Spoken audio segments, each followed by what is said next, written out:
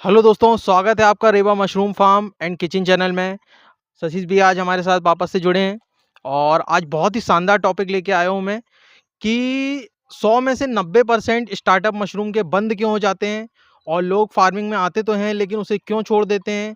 तो ये सब कारणों पे आज हम डिस्कशन करेंगे सतीश भैया के साथ। सतीश भैया, बहुत बहुत स्वागत है आपका चैनल में। जी, धन्यवाद। तो सतीश भैया, बहुत दिनों से ये दिमाग में एक बात थी कि लोग मशरूम का काम तो चालू करते हैं, बहुत जोश में आते हैं, बहुत सोचते हैं कि हम फार्मिंग ऐसे करेंगे और मेन बेसिक चीज़ को भूल के फार्म में लग जाते हैं, उपकरणों में लग जाते हैं, हमें ये करना है, वो करना है और बेसिक चीज़ भूल जाते हैं और फिर सेलिंग में उनको दिक्कत आती है। मशरूम उगाने के बाद सीख तो जाते हैं, वो मशरूम उगा भी लेते हैं, लेकिन उसके बाद उनको सेलिंग में दिक्कत आती है और फिर उनको लगता है यार ये क्या काम कर रहे हैं हम, और वो मशरूम फार्मिंग को बंद कर देते हैं।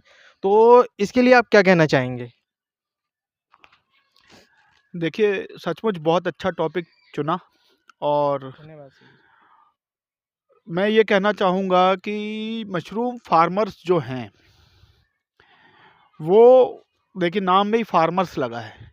वो बिज़नेसमैन नहीं होते, वो फार्मर्स होते हैं, है ना? और किसान की हालत तो आप देख ही रहे हैं। किसान के पास एजुकेशन की कमी है, सपोर्ट की कमी है, बेसिक नॉलेज की कमी है।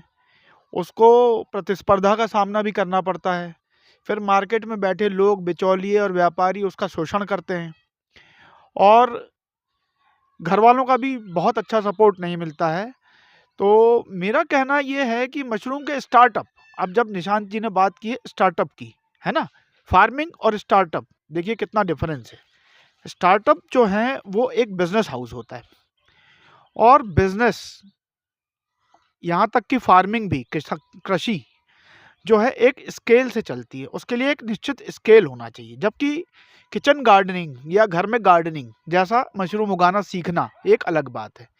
आप घर में किचन गार्डनिंग करते हो, ऐसे 20-25 पैकेट, 50 पैकेट, 100 पैकेट लगा लेते हो, मशरूम उगा के खा लेते हो, अपने मित्रों को खिला देते हो, टेक्निक सीख लेते हो, वहाँ तक ठीक है। और जब सोचते हो कि बेचें, तो लोग बोलते हैं आपके किचन का सामान या आपके गार्डन का सामान कोई खरीदता है क्या? नर्सरी वाला जब स्ट्रिक्ट होता है तब उससे पौधे खरीद लेते हैं लोग, लेकिन आपके गार्डन से क्या कोई पौधे खरीदता है? नहीं खरीदता। तो आपको अपनी सोच में थोड़ा-सा सुधार लाना ही पड़ेगा, जिनके प्रोजेक्ट बंद हो जाते हैं। क्यों? क्योंकि जब आप मशरूम फार्मिंग सीखते हो, मतलब एक किचन गार्डनिंग के तौर पे या अपने घर पे गार्डनिंग के तौर पे उसको करते हो, उसके बाद आप परिस्थितियों में उलझ जाते हो। मैंने भी जब शुरू किया था, शुरू-शुरू में तो उस काम को सस्टेन करना मुश्किल हो रहा था। तो अब हमारे एक अंकल थे, उनसे मैं मिलने गया था। आज निशांत जी ने ये सवाल पूछा तो सबसे पहले मुझे मंगरूलकर अंकल की ख्याल आया, जो एमपी कॉन में कंसल्टेंट थे। उन्होंने मुझसे पूछा स्केल क्या है? मैं भी आपसे पूछता हूँ स्केल क्या है? देखिए, यदि आपका घर चलाने लायक या आपकी ज़रूरत के बराबर का कैलकुलेशन आप नहीं करेंगे, तो मशरूम उगाने के बाद आपके खर्चे पूरे नहीं होंगे, तो आपको दूसरा भी काम करना पड़ेगा, तीसरा भी करना पड़ेगा, चौथा भी करना पड़ेगा या उनके बारे में सोचना पड़ेगा और मशरूम से आपका दिमाग डाइवर्ट हो जाएगा। तो स्केल कैलकुलेशन करें। कैसे? जैसे प्रतिदिन आपकी आवश्यकता 500 रुपए की है, उससे कम में आपका काम नहीं चलने वाला और मशरूम का खर्चा प्रतिदिन का समझ लीजिए 500 रुपये और है, तो रोज का 1000 रुपये का मशरूम आपको बेचना ही होगा। बेचेंगे कब? जब उगाएंगे। 1000 रुपये का मशरूम रोज उगाना का अर्थ है ज़्यादा से ज़्यादा, मतलब कोई बहुत बड़ी बात नहीं है, 10 किलो मशरूम प्रतिदिन, यानी कि 20 पैकेट ऑयस्टर मशरूम के 20 किलो भूसा प्रतिदिन। ठीक है, तो उस हिसाब से कैलकुलेशंस कर लीजिए कि 20 पैकेट रोज बनाएंगे, उसको 60 दिन रखना है, तो 60 दिन के लिए कितने पैकेट हो गए? 1200। 1200 पैकेट की व्यवस्था आपको करना पड़ेगी। इतना बड़ा मशरूम फार्म होगा कि 1200 पैकेट रखे या लटकाए जा सकेंगे, पहली बात। दूसरी बात, रोज आपको काम नहीं करना है तो किसी दिन डबल काम करना होगा। हफ्ते में 3 दिन ही काम करें तो 40-40 पैकेट बनाएं। ठीक है? अब 2 दिन आपके, 3 दिन मार्केटिंग के लिए और दूसरे कामों के लिए फ्री, 3 दिन आप मशरूम के बैग बनाएंगे। ये आपने कर लिया, इतना बड़ा मशरूम फार्म बना लिया, पहली चीज़। तो दूसरी बात, अब आपको क्या करना पड़ेगा, उसकी टेक्निक पे और बदलते मौसम का ख्याल रखना पड़ेगा कि मशरूम आपका उगे ही। तो पानी तो रोज़ डालना पड़ेगा आपको, ह्यूमिडिटी रोज़ चेक करनी पड़ेगी, खाद दवाई की व्यवस्था करनी पड़ेगी। ठीक है। मशरूम उगता है तो नियम से उसको सुखाना पड़ेगा। सुखा के सूखे मशरूम के पैकेट बनाइए। मैं बिल्कुल नहीं बोलता कि ताज़ा मशरूम बेचिए, ताज़े मशरूम का ऐड भर दे दीजिए, यहाँ ताज़ा मशरूम मिलता है, ऐसा एक बोर्ड लगा दीजिए। जो आएगा उसको 200 रुपये, 150 रुपये जो भी आपका रेट पड़ता है उसमें बेच दीजिए। जितना चाहिए आधा किलो, 1 किलो उसको दे दीजिए। बचा हुआ सुखा लीजिए, सूखा हुआ छोटे-छोटे पैकेट बना के मार्केट में लॉन्च कर दीजिए। ऐसे आप सस्टेन कर पाएँगे जो छोटे किसान हैं। बड़े किसान क्यों नहीं होते? मैंने बड़े फार्म भी देखे, निशान जी ने भी अभी कुछ दिन पहले बड़े-बड़े फार्मों को बहुत डूबते बंद हो देखा। गए वो, डूब गए वो फार्म, चल नहीं पाए, उन्होंने 1 आध साल चलाया उसके बाद वो बंद हो गए। तो वो क्यों बंद हो जाते हैं सचिन भैया? देखिए उनकी समस्याओं पे आपने स्वयं ही वीडियो बनाए हैं, मैंने बहुत से वीडियो है बनाए ना? कि उनको ये प्रॉब्लम आ रही है, ये प्रॉब्लम आ रही तो है। मैं जानना चाहूँगा मुख्य समस्याएँ आप याद करके बताएँ। उनको मुख्य समस्याएँ ये थी कि सबसे पहले तो उनकी क्रॉप सही नहीं आ रही थी।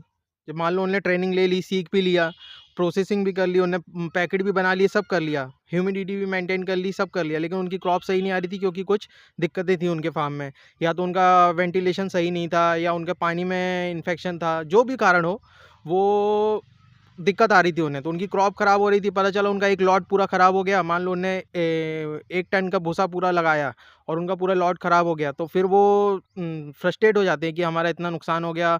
और इस टाइप से भी मैंने बहुत लोगों को फार्म बंद करते हुए देखा है। या फिर उनको उतनी इनकम नहीं आ रही थी जितना उन्होंने सोचा था, तो वो उस वजह से भी बहुत से लोगों ने बंद कर दिया। उनको लगा कि जॉब ही बेहतर है। तो इस बारे में आप क्या कहेंगे? देखिए, बिल्कुल सही पकड़े कि क्रॉप ही नहीं आती तो क्या बेचेंगे? और बेचना है चलो मशरूम आ गया तो सुखा के रख लेंगे, है ना? स्टॉक तो होना चाहिए। आपके पास मशरूम ही नहीं है, अब आप क्या बेचेंगे? तो मेरा कहना क्या है कि पहले ट्रेनिंग परफेक्टली लीजिए। आधी अधूरी ट्रेनिंग बहुत लोगों ने ली। मशरूम के बैग खोलते ही नहीं है, मुँह नहीं खोलते उनके। उनके अंदर पानी नहीं डालते, बाहर से स्प्रे करते रहते हैं। पॉलीथीन में छेद छोटे-छोटे इतने छोटे होते हैं कि मशरूम के हेड बाहर नहीं निकल पाते। इतना समय लेट करते हैं कि मशरूम का भूसे का जो न्यूट्रिशन है वो ख़त्म हो जाता है माइसीलियम में ही। मशरूम कितने दिन में निकलना चाहिए? 18 दिन में पैकेट सफ़ेद होना चाहिए। 24वें दिन पहली बार टूटना चाहिए। 34वें दिन दूसरी बार टूटना चाहिए और 44वें दिन तीसरी बार टूटना चाहिए। फिर 60 दिन तक जो निकलना, जो लेट हो गए कुछ पैकेट सब एक साथ नहीं आएँगे। 60 दिन तक पैकेट रख के 61वें दिन पैकेट बाहर फेंक देना है, आउट। आप क्या करते हैं? पैकेट को रखे रहते 6 महीने। इसमें से मशरूम नहीं निकल रहा, इसमें से मशरूम नहीं निकल रहा। जब निकलने लायक था तब आपने उसमें मेहनत नहीं की और अब आप उसमें मेहनत कर रहे हैं और इतनी मेहनत कर रहे हैं, इतना हल्ला कर रहे हैं, पूरा मतलब मचा डाला कि मशरूम नहीं निकल रहा, मैंने इसमें पानी भी डाल दिया, मैंने इसमें गीले बोरे भी ढक दिए, मैंने इसमें ये दवाई डाली, मैंने इसमें वो दवाई डाली, मैंने हाइग्रोमीटर लगा दिया, मैंने थर्मामीटर लगा दिया, मैंने कूलर लगा दिए, लेकिन मशरूम ही नहीं निकल रही। अरे मशरूम कब निकलेगी? जब पैकेट में न्यूट्रिशन होगा, ठीक है? तो टेक्निक सीखिए। मतलब बीज नहीं मिलता। हाँ। एक पहले एक कमरे में अच्छे से उसको सीखें, फिर बड़े फार्म पे आएँ। जैसा आपने बताया कि डेली की नीड के हिसाब से कि आपका खर्चा कितना है।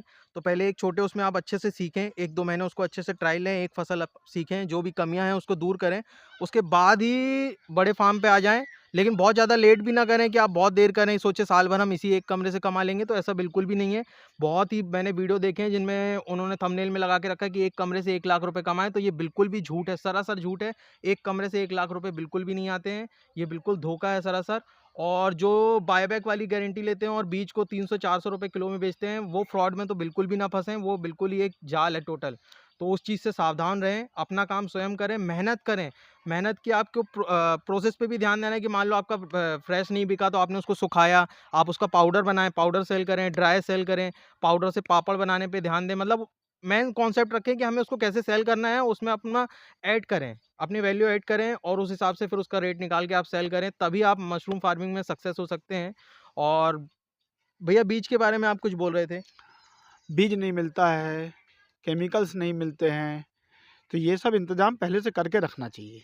सही बात है। और एक कमरे से 1 लाख वही कमाते हैं जो कम से कम 25 लोगों को, 40 लोगों को ट्रेनिंग दे देते हैं और उनसे 5-5 हज़ार फ़ीस ले लेते हैं। ठीक है? तब भी मतलब 10-20 हज़ार ही होता है, एक कमरे से 1 लाख नहीं होता। तो ठीक है, ऐसा मत करिए। मशरूम एक अच्छा काम है, छाया का काम है। आपको धूप में नहीं जाना, बरसात में नहीं जाना, कड़कती ठंड में नहीं जाना। घर के अंदर आपको सुंदर काम करना है, शांति से बेचना है। मन लगाइए, जो समस्या है हमसे पूछिए, हम बताएँगे आपको। हर समस्या का हल आपको देंगे। आपका मशरूम फार्म नहीं चल रहा, हम विज़िट करके भी आपको आपके मशरूम फार्म पे कंसल्टेंसी भी देंगे। मगर मन लगा के काम कीजिए, सावधानी से काम कीजिए, ये सोच के काम कीजिए कि हमको इससे पैसा कमाना है। ठीक है? चलिए, हमारी शुभकामनाएँ आपके साथ हैं। इसी प्रकार वीडियो में बने रहिए, देखते रहिए। तो आज भैया ने हमें बहुत ही अच्छा नॉलेज दिया और ध्यान रखें, मेहनत करनी है हमें, बिना मेहनत के कुछ भी नहीं होता है। तो मेहनत करनी है। अगर आपने ये सोच लिया कि यार ये तो हमारा काम है, चलो आज नहीं करते हैं, कल नहीं करते हैं, परसों करेंगे, तो ऐसे आप सक्सेस बिल्कुल भी नहीं हो सकते हैं। हमें डेली उसका काम करना ही पड़ेगा। आप कहीं पे 8 से 10 की जॉब पे जाते हैं तो आप करते ही हैं काम। अगर उसमें 8 से 6 की जॉब में जाते हैं तो काम करते हैं, वहाँ पे दिन भर काम करते हैं, लंच के टाइम पे लंच करते हैं, बाकी टाइम फुल टाइम काम करते हैं। तो मशरूम फार्मिंग में अगर आप 4 घंटे भी दे रहे हैं तो काफ़ी है, लेकिन आपको उसे अच्छे से करना होगा। बने रहिए ऐसे ही चैनल के साथ, हम आपके लिए और भी वीडियोस लाते रहेंगे, ऐसी नॉलेजफुल वीडियो लाते रहेंगे। और भैया ने बताया जैसे कि हम आपके फार्म विजिट करेंगे, जो भी प्रॉब्लम होगी हम आपको कंसल्टेंसी देंगे उसकी। तो आप हमें कॉल करके बुला सकते हैं, नंबर मैं डिस्क्रिप्शन में दे दूँगा, तो आप वहाँ से हमें कॉन्टैक्ट कर सकते हैं। और अगर आप फ़ोन पे चाहें तो फ़ोन पे भी कंसल्टेंसी ले सकते हैं, उसकी जो भी फ़ीस होगी वो आपको बता दी जाएगी कॉल पे। तो बने रहिए चैनल के साथ, सब्सक्राइब करिए, लाइक करिए, शेयर करिए। मिलते हैं दोस्तों नेक्स्ट वीडियो में। जय हिंद।